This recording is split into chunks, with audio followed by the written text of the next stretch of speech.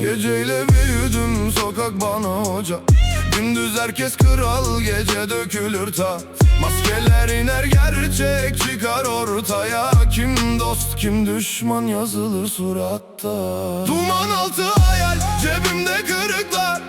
Her adım bir ders, sırtım dolu çizik. Kitaplar susar, hayat konuşur direkt.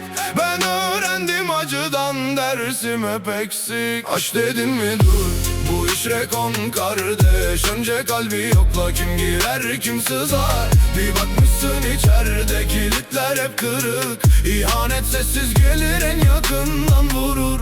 Delikanlı dediğin yarım sevmez yakar. Susarsa bil içinde fırtınalar var.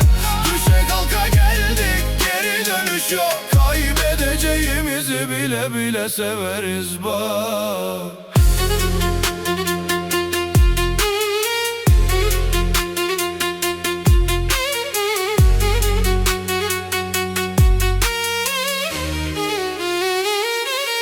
Kırık çok bizde ama diz çökmedik.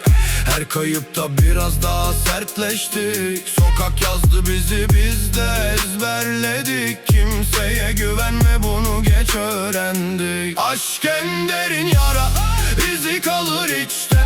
Gülü sahte artık, gerçek gizli dipte. Ama yine de sever bu deli kalp işte. Çünkü delikanlıyız, vazgeçmek yok bizde. Aşk dedin mi dur, bu iş rekon kardeş. Önce kalbi yokla, kim girer kim sızar. Bir bakmışsın içeride kilitler hep kırık. İhanet sessiz gelir, en yakından vurur. Delikanlı dediğin yarım sevmez yakar. Susarsa bil içinde fırtınalar var. Düşe kalka geldik, geri dönüş yok. Kaybedeceğimizi bile bile severiz bak.